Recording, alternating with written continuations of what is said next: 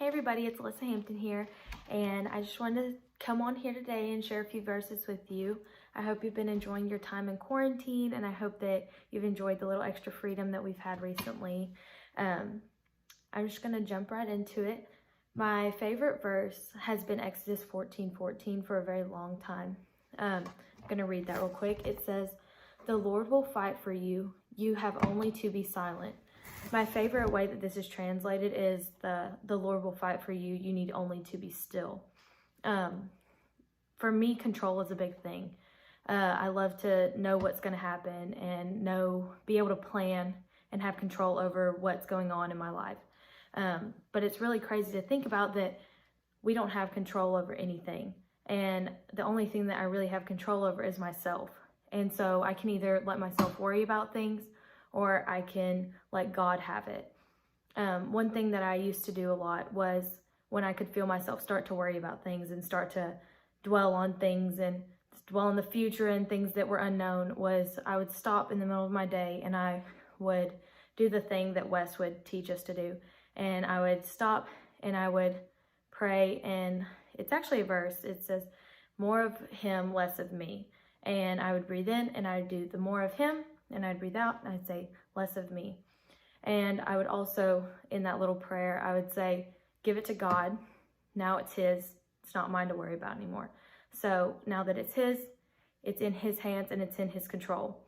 I've shared this verse with a lot of people when we made cards for people or anything that they've been having struggles, and I would put this verse on there, and you never really know how different verses can mean to everybody. And it's crazy that they can have such impact on other people too. It's not just something that's really close to your heart, and they're all for different reasons. And this one has really been close to my heart right now because I'm about to go into this uncharted territory of college. And that's such a crazy thing to me because this is such a time of change, and it's supposed to be full of happiness and celebration and all this stuff, but it's only been pretty much disappointment and confusion and sadness. But I really have to look on the bright side because God still is in control and he still has a plan for my life and for me. And in this, I really should be thankful and try to be taking this time to learn how to better myself. And seeing the church like this is very different for me. But I actually really like it because it's giving us time to have self-reflection on ourselves and actually take a look and see what we could be doing better. And there's another set of verses that I would like to share with y'all, and it's one that Stephanie Collum, I know y'all remember her.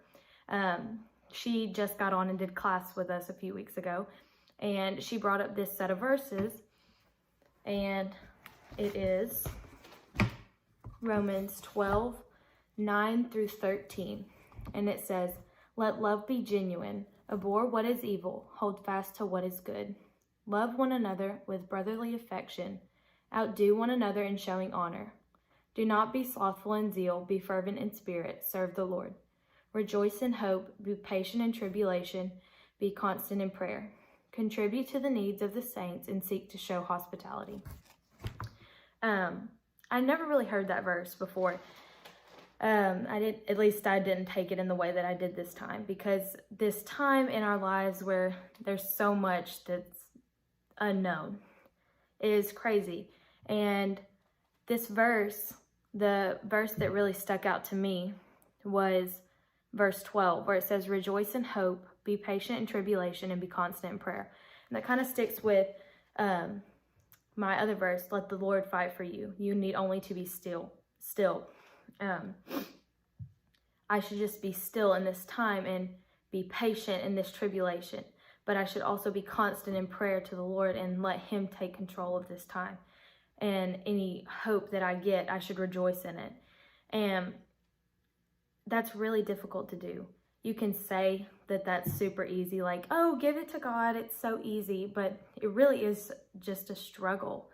Like, you just want to hold on to things so tight and control them. And I struggle with that, just to sit and control things and make sure that everything's going to go the way that I want it to.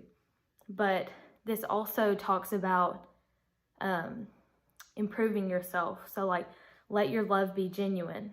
I know that after this that I am going to love greater than I have, because I take for granted the time that I had with people, and I would take for granted all the memories I was making with people, and I never knew that like anything like this would happen where everything would get ripped away.